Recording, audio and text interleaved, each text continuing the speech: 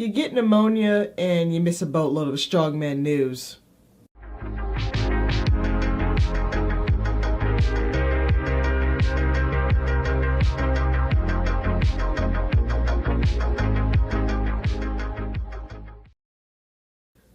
What's up guys, Kai here, and I am the Nerd of Strength. Like I said before the intro, I've had pneumonia for the past month, and I'm just now starting to really get better. And in that time since I've gotten sick, a lot of strongman news has been announced. And just going to go over some of the really big major things. Now, I know the Arnold is in less than 2 weeks, and I will be doing a prediction video for that. And that'll be uploaded next week, Monday. But for now, I wanted to talk about two big major shows that is coming up. One that we already knew about, Europe's Strongest Man, and one that was just announced literally a couple of days ago by the World's Ultimate Strongman guys, the guys who put on WUS Dubai. So, last week, World's Ultimate Strongman started a countdown timer on their social media pages, counting down to announce their newest Strongman show. And a couple of days ago, they had announced WUS Bahrain. So, World Ultimate Strongman Bahrain will be their next show, which will be taking place Saturday, April 11th in, obviously, Bahrain. And it is part of, you know, their WUS series of shows like they had mentioned to us last year. Mark Boyd, who is the chairman and co-owner of World's Ultimate Strongman, announced on his YouTube channel the event and the athlete lineup for WUS Bahrain. And if you want more info on that, you could definitely follow Mark on his YouTube channel. A link will be in the description below. So the events for WUS Bahrain are the max deadlift on a Texas deadlift bar. We'll get more into that later. A log press for reps at 170 kilos. A 40-meter farmer's walk with a drop and a turn, and that's 170 kilos in each hand. A giant dumbbell press for reps, and that's only 100 kilos. And a 10 series Atlas Stone run, starting at 100 kilos and ending around 200 kilos, just like how they had at WUS Dubai. And as for the athletes, the lineup includes Hafþór Björnsson, Martins Lisis, Mateusz Kieliszkowski, Luke Stoltman, Tom Stoltman, Oleksiy Novikov, Rhino Heinle, Konstantin Janasia, JF Karan, Terry Hollins, Iron Bibi, and Matej Belshek. Now that's a pretty good lineup of athletes. And the event, honestly, outside of the max deadlift, aren't the heaviest events. So it's not going to be a too brutal event outside of the max deadlift. Now, like I said before, the max deadlift will be on a Texas deadlift bar. And it is set to be another record-breaking event where the athletes attempt to break 501 kilos. And I want to talk about Thor for a second. On Sunday, Thor had posted on his Instagram page, and he made a post repping out 360 kilos for 3 sets. And in the post he wrote, "This was always my planned weight as I'm tapering into the Arnolds, but this week I accepted another challenge, and that is to compete at World's Ultimate Strongman show on the 11th of April in Bahrain. There is a lot of talk about what it's going to take to be considered the best deadlifter in the world, and it's time to compare apples with apples. I will still be competing on the elephant bar at the Arnold's, but if you've been following, you'll know that the deadlift event will be on day 2, which means that the athletes will be attempting the deadlift in a fatigue state, which makes achieving 501 much harder. At WUS, the deadlift will be the first event on the first day on a deadlift bar with a deadlift suit and figure 8 straps, and I will be ready to deadlift 501 and break the world record. I cannot wait." So there you go. That's straight from Thor. That the max deadlift will again be a Texas deadlift bar with a deadlift suit with straps, with figure 8 straps. So that's the exact same setup that Eddie Hall had in 2016 when he pulled 500 kilos. So, you know, there will be no discrepancies about the deadlift or the setup. And if and when Thor breaks that 501, you know, the argument can be put to rest about, you know, the different bars and setups. So, good on WUS for that. Good on Thor for announcing that. Another thing that Thor had mentioned on that same post is somebody had asked him if he will still compete at Europe's Strongest Man. They said, "Will you compete at Europe's Strongest Man? It would be a lot of comps in a short period of time." To which Thor had responded, "No, I've pulled out of ESM." And to me, that's actually really huge news, honestly, that Thor has decided to pull out of Europe's Strongest Man in place of doing WUS Bahrain instead. Like I said, WUS Bahrain is not the heaviest show outside of the max deadlift, but I understand why Thor is doing it, because he wants that record. You know, there's been enough poking and goading about that 501 that I think he's ready to really get that record. And catching up on a bunch of YouTube videos and seeing his unofficial 480 deadlift, that man's ready to break that world record. Like I said, I understand why Thor is going to do WUS Bahrain, but I am surprised that he is going to vacate his reigning Europe's Strongest Man title. I thought that was something that was very important to him, just as much as winning Iceland's Strongest Man is to him. If he competed at Europe's Strongest Man and won, he actually would have tied Mariusz Pudzianowski for all-time Europe's Strongest Man titles at 6.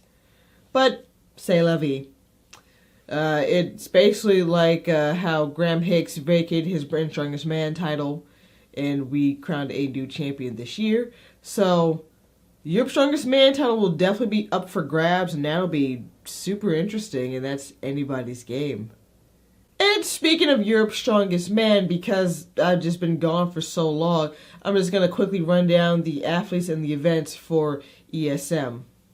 So, Europe's Strongest Man, featuring the World Loglift Challenge, has the max log, of course, the axle deadlift, shield walk, hammer hold, and the castle stones. And the athletes include Tom Stoltman, Luke Stoltman, Luke Richardson, Vitatis Lalas, Alexei Novikov, Adam Bishop, Konstantin Janashia, Graham Hicks, Mikhail Shivlikov, and Mateusz Kieliszkowski. Also featuring Iron BB, Larry Wheels, Rob Kearney, and Robert Oberst for the World Loglift Challenge. So that's also a pretty solid lineup, sans Thor.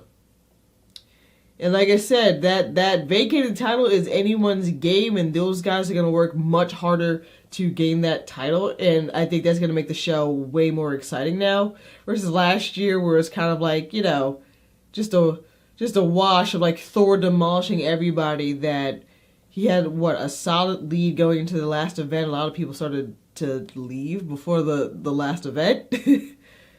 As I was doing this video, I just got some news that Ivan Makarov has been invited to participate in the World Loglift Challenge portion of Europe's Strongest Man. And for those of you who don't know who Ivan Makarov is, he attempted the 501 deadlift back in December in Russia, and while he failed, he did achieve the second highest deadlift ever at 474 kilos, I believe. Outside of maybe doing SCO Russia last year, he hasn't done any major strongman competitions, and he's relatively unknown to see what he can fully do in a comp. And while he's not doing the full comp, this is a step in the right direction. So I say cool that they invited him to do the log lift portion of the show. I don't know if that's a reaction to Thor pulling out or not, but hey, that's more strongman to get the spotlight. And speaking of Ivan Makarov, I was also just looking back at WUS's post about WUS Bahrain, and Ivan actually commented on the post saying that he would like to participate so he could get a crack at the 501 deadlift. Like I said, he is a big deadlifter. He has proven that he is capable of a big deadlift. Not sure if he is peaked to get the 501 by April, but hey, I say give him a shot.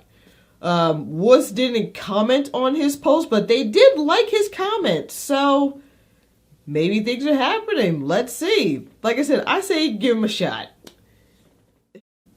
Now that I've gone over both shows, I just want to go over the dates, because I think that's the most interesting part, and probably why you clicked on this video. So, Europe's Strongest Man is taking place Saturday, April 4th, and then WUS Bahrain is taking place literally the next week, Saturday, April 11th. So those are two major pro shows that are taking place 1 week right after the other. And right now, Thor is the only guy who has pulled out of Europe's Strongest Man to do WUS Bahrain. And my thoughts on that is, I don't think there's necessarily a need to panic. Thor pulled out of Europe's Strongest Man for good reason, because he is going to attempt the heaviest deadlift ever, and he's going to need time for that. However, I don't think others are going to pull out, because there is a lot of overlap between Europe's Strongest Man and WUS Bahrain. But realistically, a lot of these other guys aren't going after that max deadlift. I'm not saying they're not going to pull big numbers, but they're not going to pull a record-breaking number and probably need that time like Thor will. These are also both going to be one-day shows, so again, it's not too bad. And WUS Bahrain's not the heaviest show. It's not like WUS Dubai. Especially looking at something like their circus dumbbell at only 100 kilos. That's very light for a super heavyweight pro show. So again, it's not the most strenuous, and I think it is absolutely doable for these guys. I mean, hello, they're pros. This is their job. This is their profession. You know, if they weren't capable, they probably wouldn't do both. So, there you have it. The only thing I will say is, for fans who may have bought VIP tickets to Europe's Strongest Man to do the meet and greet with Thor, that is a bummer, and that really does suck. Especially if, you know, your main goal was to, of course, meet Thor. Hopefully, all those people will get a chance later in the year to meet Thor. There's another good reason for Thor to necessarily pull out of Europe's Strongest Man. I'm sure there's a bounty for getting the 501 deadlift, but also WUS Bahrain now has the largest prize pool in strongman history. Much bigger than WUS Dubai. WUS Bahrain is now touting a $350,000 prize pool for its athletes. That is insane. That is absolutely unheard of. That's more than the Arnold's. That's more than World's Strongest Man. That's more than any Giants live show.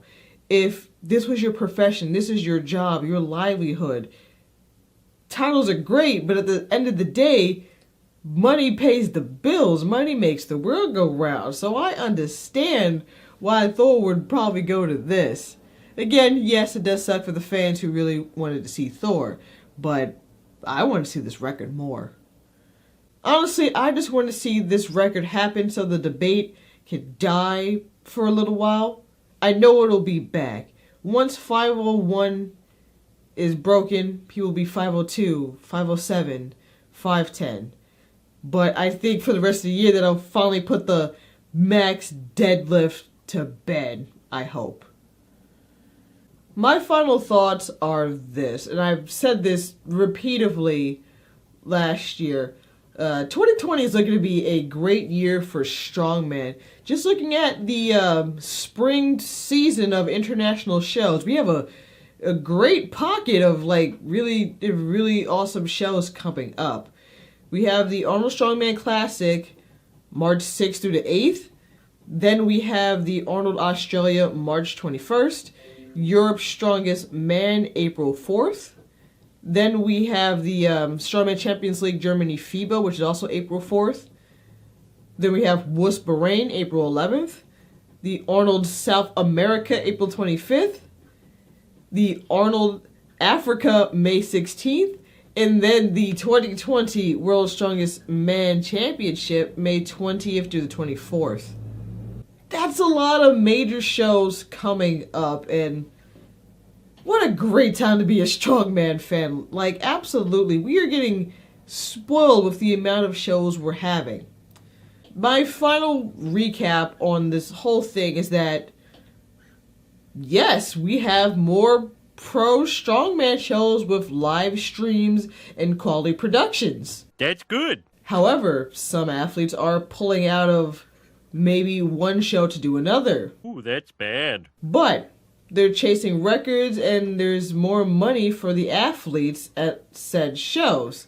That's good. However, the ones who don't pull out and do many of these major shows back to back to back risk getting fatigued or injured or what have you. That's bad. However, the truth of the matter is these guys are professional athletes. They pick and choose what contests they're going to do. And yes, some may get fatigued trying to do many competitions in the upcoming months, but I will say this.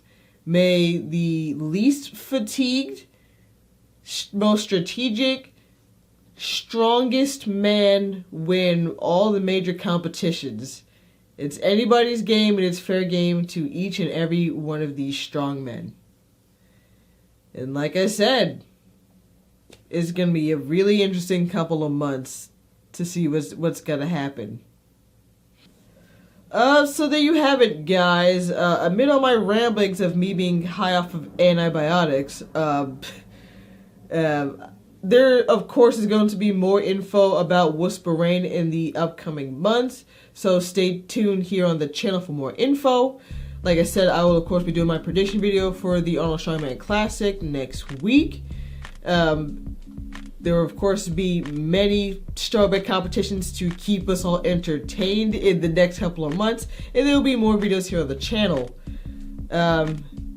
If you like what I do, please like, share, comment, and subscribe to the channel. You can also follow me on Instagram at EastWolfStyle.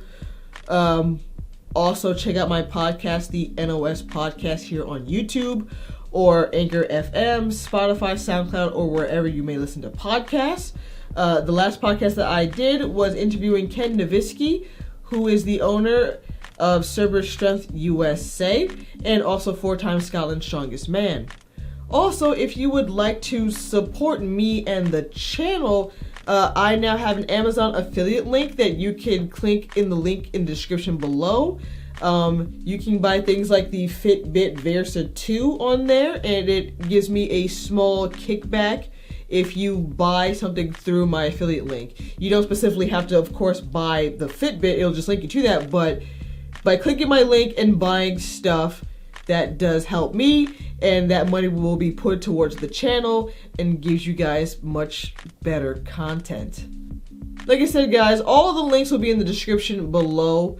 Thank you guys for watching, and have a great day.